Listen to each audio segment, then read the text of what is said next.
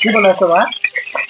এয়া এয়া ডিম দম বনাম, তাৰপৰা ডিম ফ্ৰাই কৰিছোঁ, তাৰপিছত আলু দি দম বনাম আৰু মছলা চছলা পিচি লওঁ। এয়া কি? এয়া ডিমটো ফ্ৰাই হৈ থাকক, এয়া ভাত, তাৰপিছত এইটো আদা নহৰু খুন্দি লওঁ দেই, ধুনীয়াকৈ মছলা পিচি ডিম দম বনাম।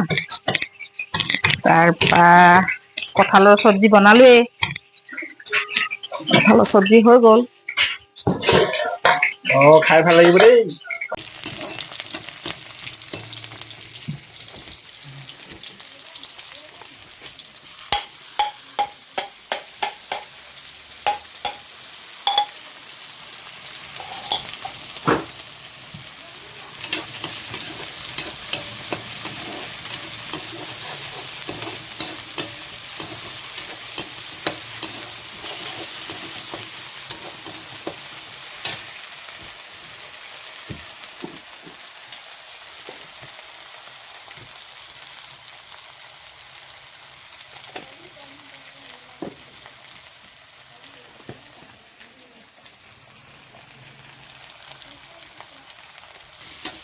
আদা নহৰু পিঁয়াজ, তাৰপিছত অকণমান গোটা জিৰা দি দিলোঁ, তাৰপিছত হালধি অকণ দি দিছোঁ, অকণ ধুনীয়া ভাজি লওঁ, অলপ কালাৰটো ধুনীয়া কৰি লওঁ।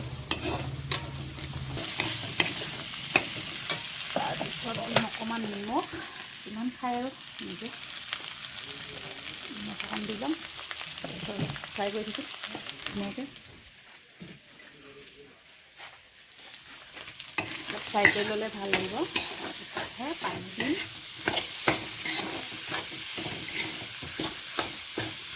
এয়া পানী দি দিম, পানী দিয়াৰ পিছত আৰু অকণমান মছলা চছলা দিম, উতলাৰ পিছত ডিমটো দিম।